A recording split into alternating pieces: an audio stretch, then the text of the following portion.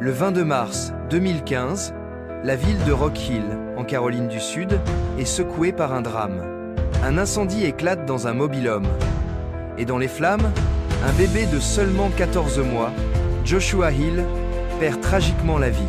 Les regards se tournent rapidement vers un jeune homme présent sur les lieux, Jacob Morgan. Il a 17 ans à l'époque et est le demi-frère du petit Joshua. Les enquêteurs révèlent vite les faits. Jacob Morgan a avoué avoir mis le feu à des objets, un simple carton de céréales, à l'intérieur de la résidence. Une action imprudente, aux conséquences inimaginables. Les flammes se propagent avec une vitesse terrifiante. Joshua, piégé, ne survit pas. Les charges sont lourdes. Incendie criminel, au 3e degré, pour avoir délibérément mis le feu à la structure, homicide involontaire.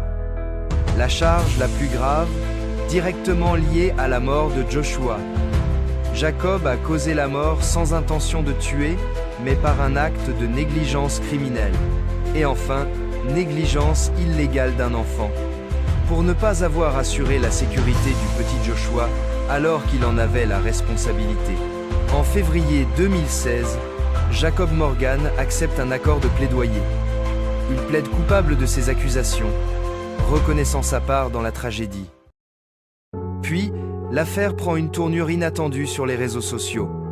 Une vidéo de Jacob, en larmes lors d'une audience préliminaire de 2015, devient virale. La légende ? Une condamnation absurde de 137 ans de prison. Mais la réalité est bien différente. Jacob Morgan a été condamné à 15 ans de prison, assorti de 5 ans de probation.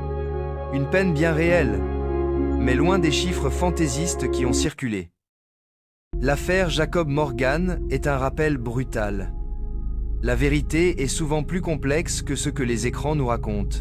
Et derrière chaque buzz viral, il y a une histoire humaine, tragique, et des faits qu'il est essentiel de rétablir.